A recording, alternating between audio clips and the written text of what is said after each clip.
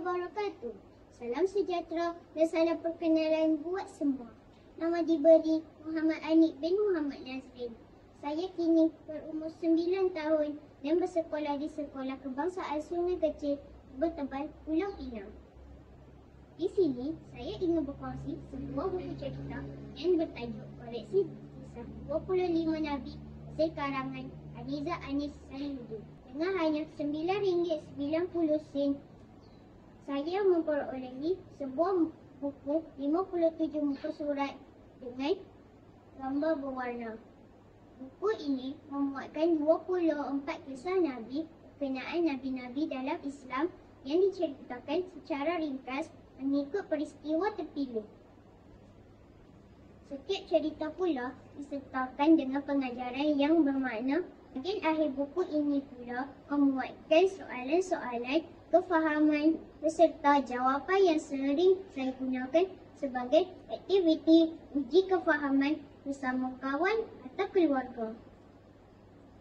Secara umumnya, semua cerita di dalam buku ini mengajak pembaca untuk mengenal setiap Nabi dengan lebih dekat dan memahami kesukaran ujian yang dihadapi untuk menyampaikan perintah Allah serta membimbing manusia ke arah jalan yang benar.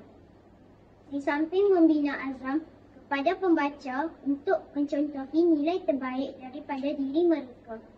Contohnya, Nabi Yunus yang tidak mudah berputus asa berdakwah walaupun setelah dibuang ke laut yang bergelora.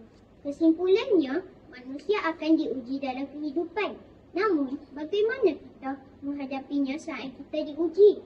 Maka, setiap cerita Nabi yang dimuatkan menjadi rujukan kita untuk dimanfaatkan bersama. Saya amat menghargai usaha semua pihak yang terlibat dalam menjayakan penerbitan buku ini. Semoga akan ada lagi buku bermanfaat seperti ini dikeluarkan pada masa hadapan.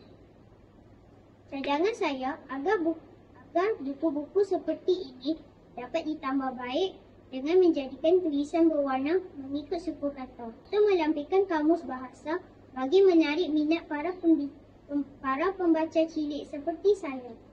Semoga perkongsian saya memberi manfaat buat semua. Sekian, terima kasih.